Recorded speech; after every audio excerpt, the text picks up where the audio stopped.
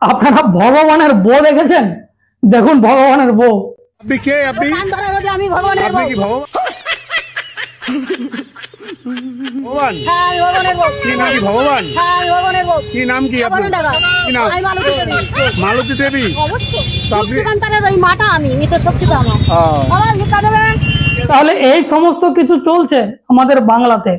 আপনারা ভেবেছেন যে ধর্মকে নিয়ে কি রকম ধান্দা শুরু করেছে? মানুষ এখন জেনে গেছে যে ভগবানের একটা ছবি দেখিয়ে হাজার হাজার টাকা ইনকাম করা যায়, হরে কৃষ্ণ নাম বলে ট্রেনে ভিক্ষা করা যায়, এবং ধর্ম করতে গিয়ে মুসলমানদের বিরুদ্ধে যা ইচ্ছা তাই বলে দেওয়া যায়। কেন মায়ের বলে সাথে? ঢুকেছি, বলবো না মানে ওই পুজোটা না নিলে সর্বসন্তান কবরে কর দিয়ে তোরা না, আপনি খাস। একটা মন্দিরে তোরা ঢুকে- কবরে কর দিয়ে মুসলমান হয়ে কবরে কর দিয়ে ওই থানটা রেখেছিস। যদি আমি ওই থানটা ভোগ না মুসলমান? করি, কে? আমি জানতে পেরেছি ওর ভেতরে।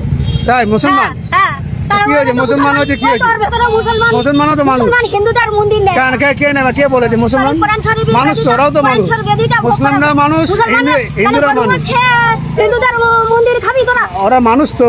তো গরু মানুষ হলেই হবে। তার মানুষ হলে হবে না? ও ধর্মটা আমার। আপনিও মানুষ, আমিও আমার মানুষ। ধর্ম বলে আমি গরু মাছ খাবো? তা তুমি কি ভগবান? তুমি কি ভগবান?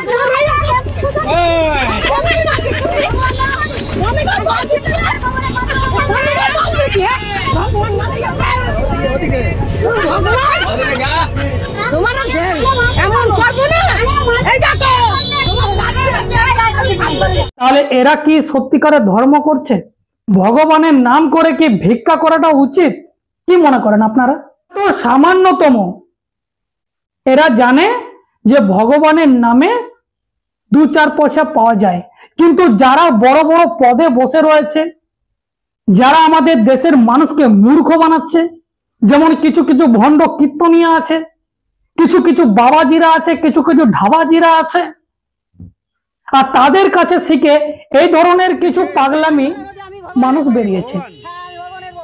যারা ভগবানের বউ বলে পরিচয় দেয়, যারা ভগবানের নাম ভাঙিয়ে খায়, তাদেরকে আপনারা ধার্মিক বলেন, তাদেরকে আপনারা বলেন বাবাজি। তারা কখনোই বাবাজি নয়। তারা যদি বাবাজি হয় তাহলে এক কাজ করুন, সেখান থেকে অর্থটাকে বাদ দিয়ে দিন। দেখুন তো তিনি কতদিন বাবাজি থাকে।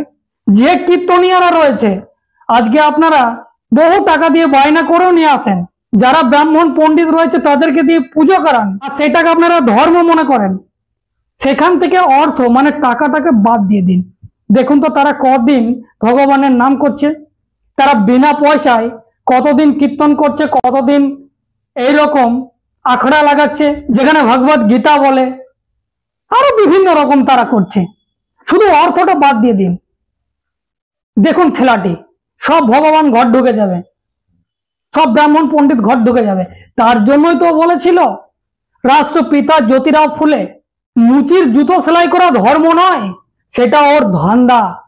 নাপিতের চুল কাটা ধর্ম নয়, সেটা ওর ধান্দা। ঠিক সেই রকম ব্রাহ্মণ পণ্ডিতদের পুজো পাঠ করা ধর্ম নয়, সেটা ধান্দা। যদি বিশ্বাস না হয় তাহলে কোনো পণ্ডিতকে আপনারা পয়সা দেবেন না, ভগবানের নামে পুজো করবে, পয়সা কেন দেবেন? দেখুন খেলা সব ঠান্ডা হয়ে যাবে। আর এই অর্থ দেওয়া যেদিন আপনারা বন্ধ করে দেবেন ভগবানের নামে, সেদিন দেখবেন এই সমস্ত যারা ভগবানের বউ তারাও আসছে না, যারা ফটো দেখাই ব্যবসা করছে তারাও আসছে না, আর যারা বড় বড় আজকে আখড়া লাগাচ্ছে, কোথাও আসর লাগাচ্ছে, তাদেরকেও আতা পাতা খুঁজে পাওয়া যাবে না। আমি আপনাদের ভাবনায় আঘাত লাগার জন্য বলছি না, আপনাদেরকে ভাবতে বলছি। আপনারা ভাবুন বিষয়টি।